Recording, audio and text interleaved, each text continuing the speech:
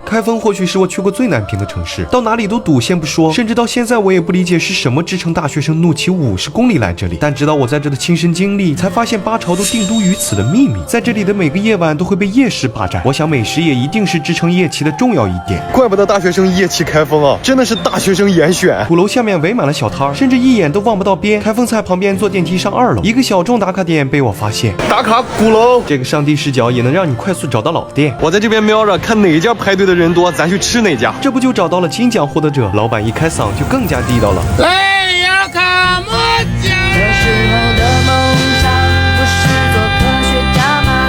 后来为尝一下这个羊肉炕馍。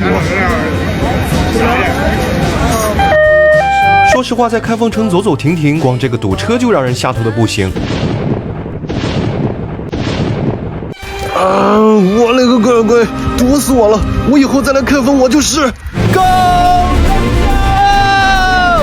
兄弟们，马路上太堵，咱们走水路。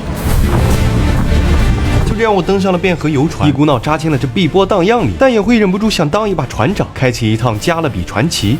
这不能坐，哦，这不能坐，这我的位置，这我的位置。哦，行行，当不了船长没关系，那咱就在避世小岛休养生息。终于知道古代人的乐趣了，我干了，你们随意啊。汴河之上有个世外桃源，那里藏着12花神，你可以跟他们互动体验。但是要想跟花神们合影，还需要跟眼前这个情敌斗争一番。石头剪刀布，石头剪刀布，石头剪刀布，石头剪刀布，石头布。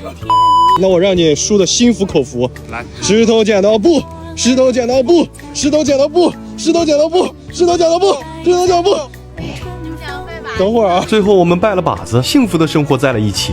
来开封坐游船，帅哥美女喜连连。如果走运，还可以跟花神一起游船，是那种面对面的幸福感。游船一天也有些许的疲惫，白天的景色固然好看，但怎么也不是我在博物馆里见到的富贵迷人眼。带着遗憾，等到天色渐暗，伴着微弱的灯光，我慢慢走向了船尾。此时我才发现汴河之上已是灯火璀璨。等我还没反应过来，船突然启动，眼前出现了巨大的龙舟，伴随着音乐歌舞升平，一场盛宴也把我带回了汴梁的12时辰。这就是北宋的繁华。